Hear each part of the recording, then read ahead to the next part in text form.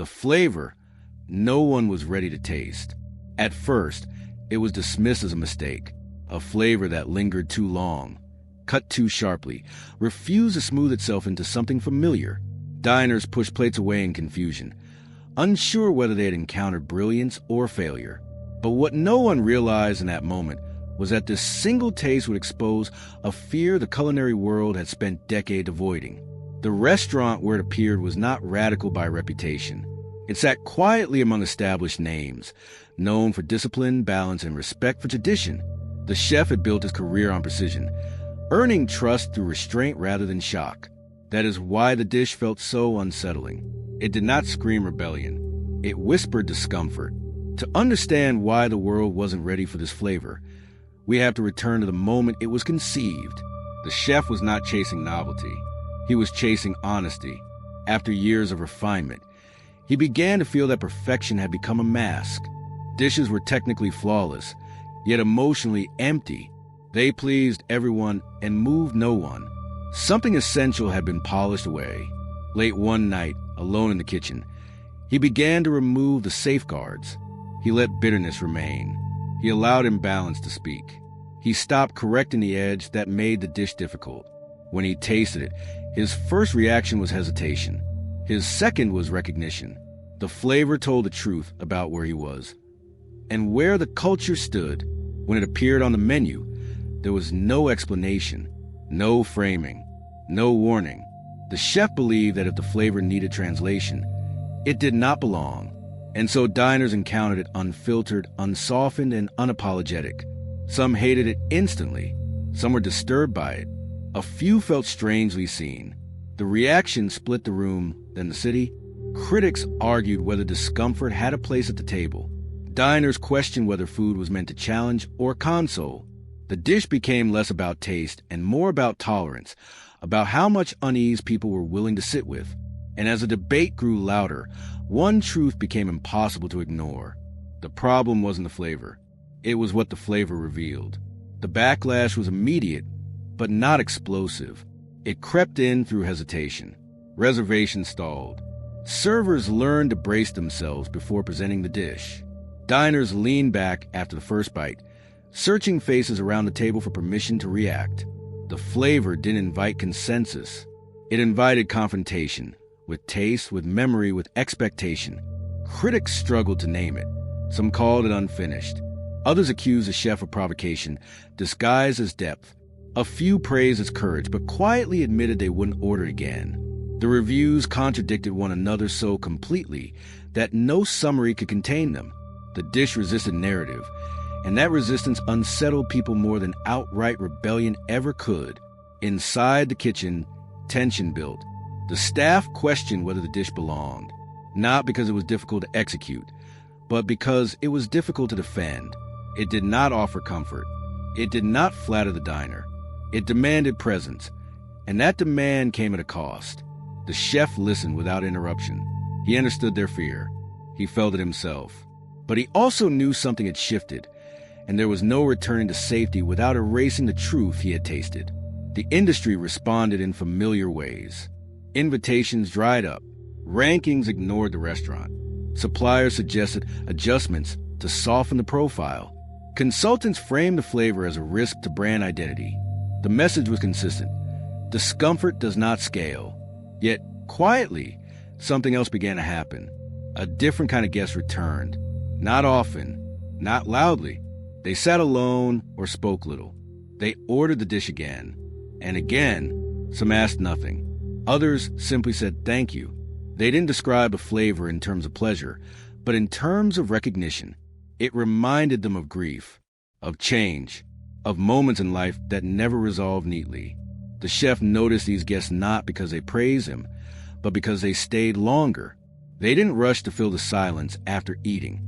They sat with the aftertaste, letting it linger without judgment. In those moments, the chef understood what the dish was doing. It wasn't trying to be liked. It was trying to be honest. And honesty, he realized, always arrives before readiness. As resistance hardened around the restaurant, the chef faced a choice that grew heavier with every service. He could soften the dish, guide the world gently toward it, make it easier to accept. Or he could let it stand exactly as it was, and accept whatever followed. The conflict was no longer about a single flavor. It was about whether the table could hold truths people were not yet prepared to taste. The tension reached its peak on a night the chef did not expect. A well-known critic arrived without notice, sat quietly, and ordered the dish that had divided the room for months. The kitchen felt the shift immediately. Movement slowed. Voices dropped. No one spoke about it, but everyone understood what was at stake. The dish left the past exactly as it always had. No adjustments, no softening, no apology. The critic tasted slowly, pausing longer than usual between bites. Their expression gave nothing away. When the plate was finished, they sat in silence, staring at the empty space where comfort was supposed to be. Then they left without comment. The review appeared the next morning. It was not cruel. It was not kind. It was unsettling. The critic wrote that the flavor was technically uncompromising and emotionally disorienting. They admitted it was not enjoyable in the traditional sense. Then came the sentence that changed everything. I did not like this dish, but I cannot stop thinking about it. The industry seized on the first half of the statement. Headlines framed it as condemnation. Rankings continued to exclude the restaurant.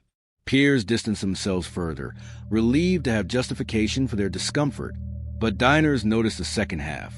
They came not for pleasure, but for experience. Some left unsettled. Some left quiet. Some returned weeks later, ordering the dish again as if testing themselves. The dining room grew stranger, heavier, more intentional. The chef felt in the air. The restaurant was no longer a place for escape. It had become a place for reckoning. Inside the kitchen, the cost became real. Fewer guests meant thinner margins. Staff worried about stability. Friends urged the chef to reconsider. They reminded him that survival required compromise. That truth could be phased in gently. That culture moved slower than conviction. The chef listened. Then one evening, after service, he removed the dish from the menu. The staff exhaled. Relief rippled through the room. But the chef did not destroy the recipe. He did not apologize for it. He simply understood that forcing truth on people before they were ready turned honesty into violence. The dish would return, but only when the world could meet it halfway. Months passed. The restaurant stabilized. Comfort returned. Laughter softened the room again. But something remained unresolved, like a note left hanging in the air. And then, without announcement, the dish reappeared. No explanation, no positioning, no warning. It sat quietly on the menu, exactly as before. This time, fewer people ordered it, but those who did stayed. The climax had passed, but the transformation had begun. The flavor was no longer a confrontation. It was an invitation. And the final question remained, not whether the world was ready for the flavor, but whether the flavor was willing to wait. When the dish returned, it did so without ceremony. No announcement, no framing, no attempt to prepare the room for what it demanded. It simply existed, patient, unchanged, waiting. The chef did not watch who ordered it. He did not explain it. He trusted the table to decide when it was ready. Something had shifted. Those who ordered the dish now did so deliberately. They leaned forward. They ate more slowly. They did not search for consensus across the table. They allowed the flavor to unfold without asking it to please them. And in that space, discomfort softened into understanding. The restaurant did not grow louder. It grew quieter. The dish stopped being debated and started being lived with. It became part of people's private language, something they returned to during moments of loss, transition, or uncertainty. It was no longer controversial because it was no longer trying to prove anything. It had waited, and in waiting, it had found its place. Years later, younger chefs would speak of that flavor not as a scandal, but as a lesson. They would say it taught them that truth does not need urgency, that honesty can pause without disappearing, that not everything meaningful must be immediately consumed or explained. The chef never altered the dish again. He understood now that readiness cannot be forced. It can only be invited. And in a world that rushes to resolve every feeling, that quiet patience became the dish's final message. Some flavors are not meant to comfort. Some are meant to stay with you, to sit in the silence after the plate is gone. And if you are willing to listen, they will tell you exactly when you are ready. Subscribe to join the journey.